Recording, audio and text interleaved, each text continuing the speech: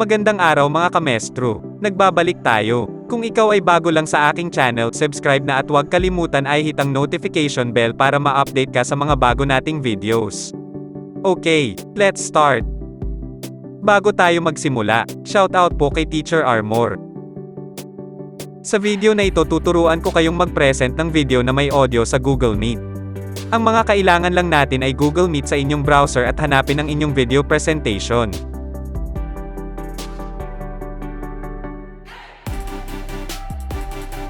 Step 1.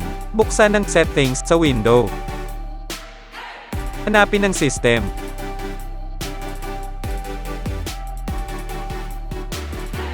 Piliin ang sound.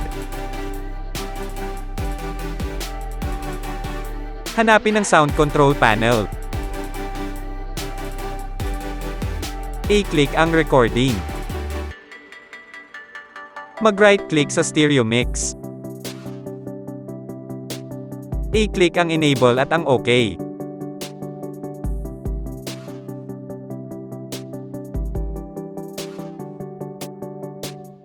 Step 2. Buksan ang inyong video presentation.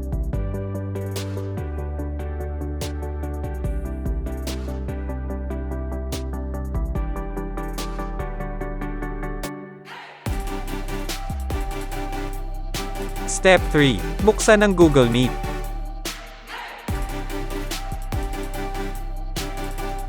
Pindutin ang tatlong tuldok sa lower right.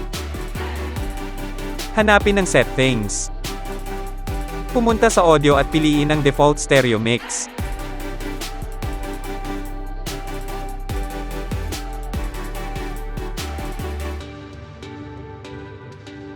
I-open ang mic. Step 4. I-click ang present now at piliin ang i-window.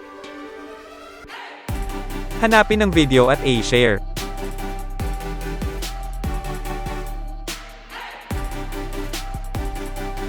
Okay, good day. We have another video. And this video is all about property of a square.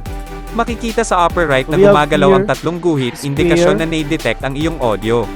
A, B, C, D with the sides A, B, C, and D. So the first property on the square, Pwede mo itong i-pause at play. Ganun lang kadali mga kamestro. we have all angles of a square are 90 degrees. Maraming salamat sa panonood ng aking video. Kung ikaw ay bago lang sa aking channel, subscribe na at huwag kalimutan i-hit ang notification bell para ma-update ka sa mga bago nating videos. Kita-kits sa susunod na video.